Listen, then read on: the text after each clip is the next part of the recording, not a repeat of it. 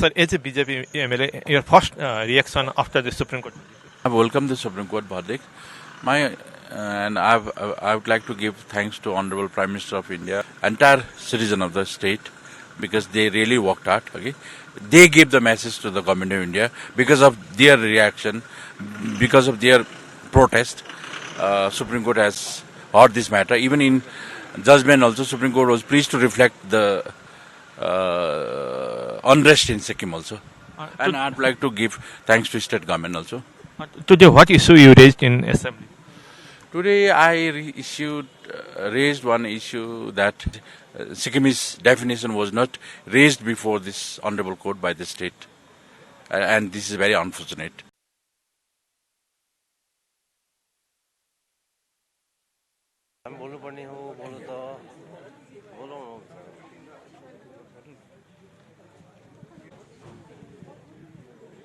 तीन बजे press conference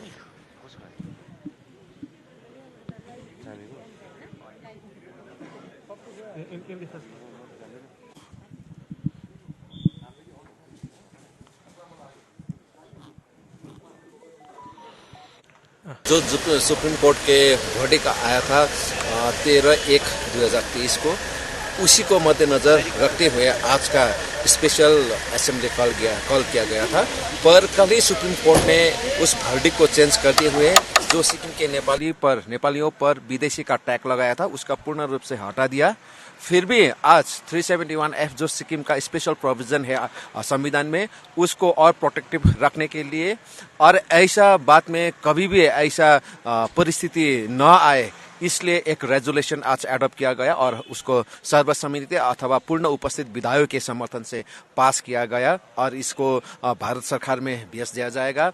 आज हमारा कानून मंत्री श्री कुंगा निमा लेप्चा ने इस रेजोल्यूशन को विधानसभा में रखा। उसके बाद इसके डिस्कशन में लगभग 13-14 विधायकों ने अपने अपने राय मशवरा किया और उसमें सम्माननीय मुख्यमंत्री श्रीमान PS गोले जी ने भी अपने राय मशवरा प्रस्तुत किए और अंत में ये एडॉप्ट किया गया।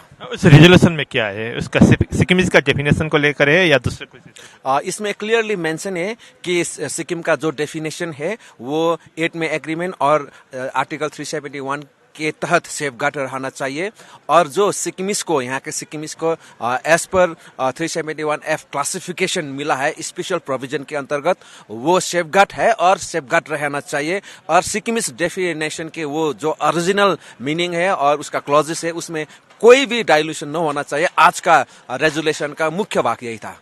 कोई लोग बोल रहे हैं कि कल का वर्डिक्ट में सिक्किमिस के डेफिनेशन को एडजस्ट नहीं किया गया, इस पर भी बात हो? नहीं, उसमें तो सुप्रीम कोर्ट में जज ने क्लियरली कहा है कि सिक्किम का डेफिनेशन 371 आर्टिकल प्रोवाइड करता है और 371 आर्टिकल वो 13/1/2023 का जजमेंट टच ही नहीं करता है। तो इसी में बात हमको लगता है कि क्लियर होना चाहिए कि सुप्रीम कोर्ट ने क्लियरली कहा है कि सुप्रीम कोर्ट का जजमेंट 13/1/2023 371F को टच ही नहीं करता है। जब 371F को टच ही नहीं करता है तो सिक्किमिस डेफिनेशन चेंज होने का, डाइल्यूट होने का प्रश्न ही नहीं आता है, क्योंकि सिक्किमिस डेफिनेशन आर्टिकल 371F के अंतर्गत प्रोटेक्टेड है। तब तो ये सिक्किमिस डेफिनेशन चेंज होने का बात ही नहीं है। ये सिर्फ इनकम टैक्स के लिए ये लागू हुआ है और इनकम टैक्स में भी अगर हम कानून का पहलू अध्ययन करें तो इनकम टैक्स में क्लासिफिकेशन जैसा न देखते हुए सभी को एक्जेम्पशन क्यों मिला, ये भी कानूनन है। इसलिए कानूनन है कि जब छोग्याल का डायनेस्टी था सिक्किम में, छोग्याल का शासन था, 1948 का जो इनकम टैक्स मैनुअल है वो इनकम टैक्स मैनुअल में क्लासिफिकेशन नहीं था।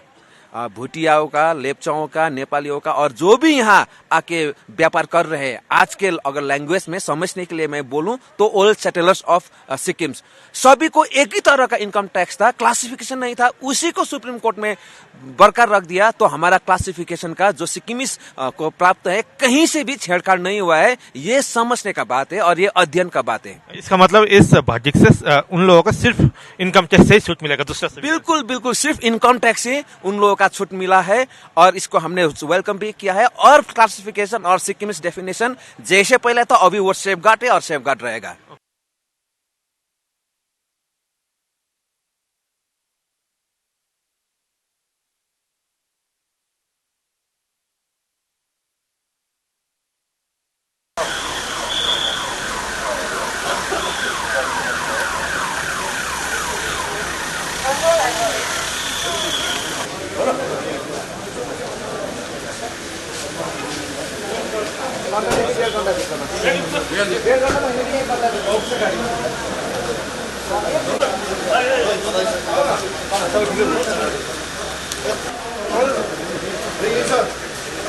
गेट भित्र गेटको